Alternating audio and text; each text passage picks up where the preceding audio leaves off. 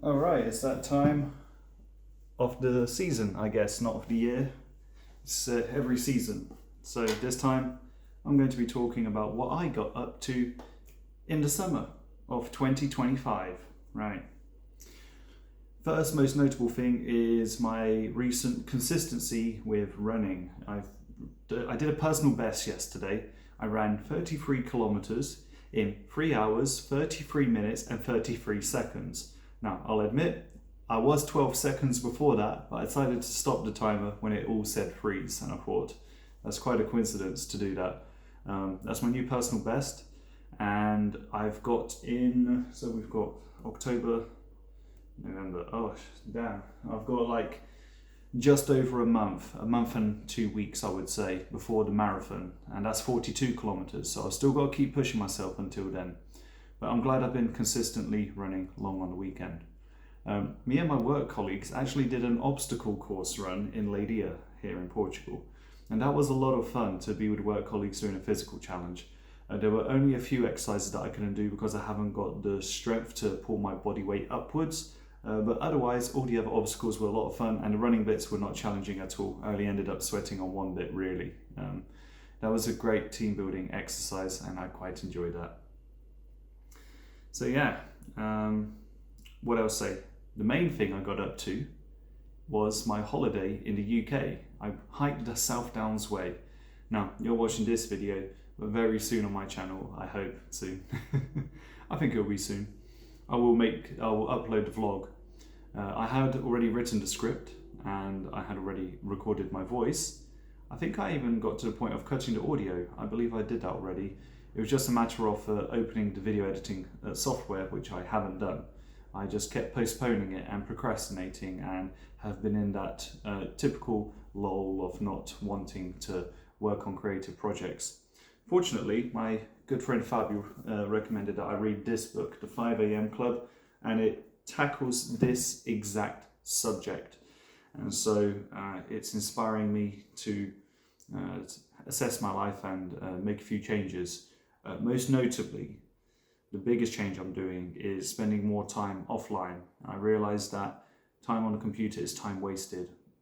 Simply, most of my addictions are on the computer, notably YouTube, and just the most of my wasted hours in the day are on the computer. So making this effort to spend less time on the PC and on my phone during my free time, and it's been great so far, so I'm going to keep that up. The UK holiday, I won't go into too much detail about it here. You can watch the vlog. All I'll say is it was an excellent time. I was very happy with the holiday. I'm not happy with how things are going on in Britain at the moment. The cost of a coffee in most cafes was over £3.50, which is ridiculous for coffee. That does not make any sense whatsoever. And the price of food as well, ridiculous, doesn't make sense. And cost of living, energy crisis, well, not really crisis, it's just the energy companies are seeing the biggest profits while they've raised the prices for everyone. It doesn't make sense. And so I'm very disappointed with what's going on in the UK for so many different reasons at the moment. Anyway, putting that aside, let's not get political. It was my birthday this summer, and it wasn't too eventful. I went out to my favourite restaurant. A little joke that happened when I went to the restaurant. So it's run by a lovely couple, a man named Roberto and a lady named Katia. Katia was in the kitchen. Roberto was asking me, "Oh, and William, so how many years, how old are you?" And I said, "I'm 27. And he said, "Mamma mia, that's more than twice my age." I said, "Well, yes, but you're more than twice as wise." And then I heard Katia in the kitchen shout, "Ha!" And I thought that was very funny. So that was good. I don't remember too many of the gifts I got, to be honest, this year. My friend Fabio actually gave me the book Start With Why by Simon Sinek, and there were some alright lessons in there for me. I'm not too focused on building a business, so I felt that not all the lessons applied as much, or maybe I'm just not in the right mindset to really absorb the message of the book at the moment. It was an alright read for me. I think Fabio would get more from it. My brother's birthday as well. What was really interesting is to see that my brother's really expanded his social circle. He spent many years now playing for a musical group of the university where he studied, in a group in Portugal called Tunas, not related to the fish. and they sing traditional songs and they have their own traditions, and it's popular all over the country. Started in Coimbra, and so he really developed quite a good social circle. So he invited everyone, not just the Tunis, but also friends that he had from where he grew up, where we grew up in Fatima. And there was a great turnout, over 25 people, and I thought, wow, Chris is doing really well. It was a lovely birthday, nice cake, very happy with that. I've been doing group calisthenics, so I participated in the Caldas de Rainha half marathon, and by chance, while I was running, a young man started running alongside me. And we just started chatting, and he was like, oh, what's going on? And I'm like, oh, this is a half marathon event. Oh, really? I didn't know this was going on. I was like, yeah, do you want to just join and run with me for a while? He said, sure. And so we ran for a good over 6 kilometers, chatting the whole time. And I brought up in conversation, because I could tell that he was fit. Do you exercise? And he says, I do calisthenics. I'm like, oh, I'm getting into that recently. He says, oh, you should join us every Monday, Wednesday and Friday at 6 p.m. We all do calisthenics. And I thought, that's awesome. I'd love to join you. And so I started going every Friday, meeting with this group of young people who do calisthenics every Friday. And the vibe is just awesome. It's really great to train with them. And that's a really nice way to end the week. So I'm starting to do that every Friday. I might up it to Wednesdays and Friday at some point as well. I think I might start doing that. So that's great. I've been reading a lot. Very soon on the channel, you will see a video, a mass book review. It's going to be close to 30 books, around that. All reviewed in one video, basically. It's going to be like one sentence summary, what I got from the book off the top of my head, not going into much detail, but I do want to make the effort to make it better edited than my typical videos. So that's going to be an exciting video to make. I'm excited for that one. My work has moved to Leiria. My company has opened an office in Leiria, so my work location's changed. Not too much to update really. I was finding good rhythm at work before this change happened, but ever since July I've just lost that rhythm, and I haven't caught up to it again, even now in September. So I'm hoping that within the next few months that I start getting more into the flow of things, is what I'm hoping.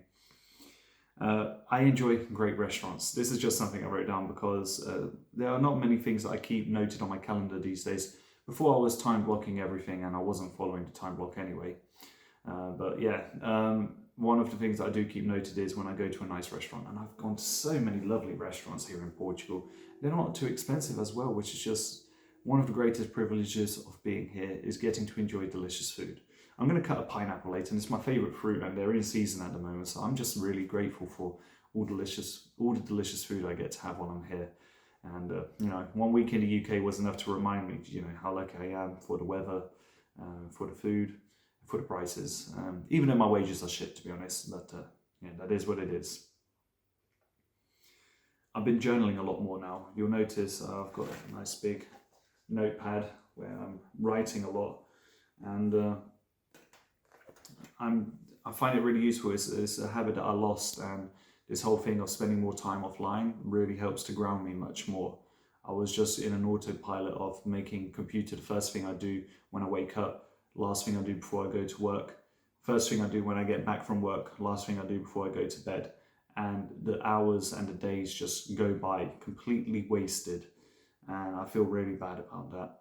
And so that was the number one secret, is to just spend time offline and actually not go on the computer or spend time on my phone. And so journaling has really helped me to sort of get back on track a little bit. So, I keep talking about this coming in and out of waves of when I'm more productive and I'm on a good vibe, when I'm less productive, and it keeps on happening. What I also notice is that I'm never giving it 100%. I'm never trying to ride that wave where I'm doing the most output with my creative energy. So this book is giving me the opportunity, and many other signs are giving me the opportunity to know that the calling for life is to really go 100% all in, despite all the internal limbic system brain reasons saying don't do that, and external pressure of other people saying don't do that. I'm thinking more and more seriously considering that there is no other way to live life than to give it your all. And so this time spent offline has been revealing this to me. I know there are all the trappings and the pitfalls that the brain can come up with, excuses and reasons to you know, take me off the path, let's say. But I shouldn't let those excuses get the better of me, and I really should be making more effort, is what I feel at the moment. So yeah, I'm reorganizing my schedule and task list. It's been really helpful, this journaling. It doesn't mean that I haven't been 100% consistent, but like I said again, if I stick to this rule of spending more time offline, I feel like the consistency will that's like the number one thing that will help me be more consistent. Today was a really excellent day in those regards, in terms of being more grounded and not mindlessly wandering. So yeah, it's the best way to combat time wasting and giving into mindless addictions is to spend more time offline, and that's the main lesson I've gotten just recently in the last few days, if I'm honest. Yeah, so many other things going on. I guess I'll just mention this one. One of my best friends is a lovely lady called Diana, and she's the most incredible person I've ever met, and I've learned so much from her over the last year and a bit. And today is a day of celebration for her, and so I found some lovely gifts, gift ideas with kind intentions behind them, and I feel very grateful that every now and then I get to meet people in my life that truly have a wonderfully positive impact, and with no one else I can say living knows me as well as she does, and so it's a very, very lucky position for me to be in, to be able to say that. All these different crazy and wacky ideas that I have, very obscure topics that I'm interested in, US politics being one of them. I get to talk with her about it, and she understands everything that I say, which is really fascinating, and gets to expand upon that in a way that no one else that I've ever talked to can. So I've been very, very grateful for that. Anyway, I'm going to get on with my task list for the evening and summarizing some of the notes that I've been getting from reading this book. And yeah, I guess I will mention I'm making good progress with the Bible as well. I'm almost at the end. I'm only missing 120 pages, around that. And the New Testament is incredible. Truly, the message of Jesus is wonderful, and it completely like way better than any expectations I could have had. To go through the Old Testament, 700 pages, the God character in that story is very judgmental, vengeful, and in many regards contradictory, it seems, and harsh.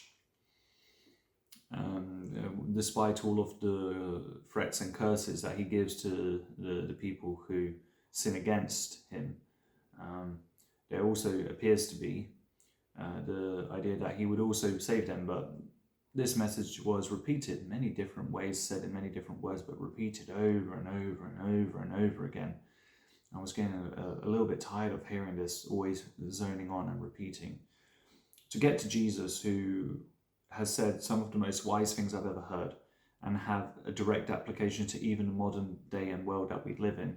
It's a timeless message, and it's blown me away more than anything else I can describe. No other person I've ever seen speak so wisely.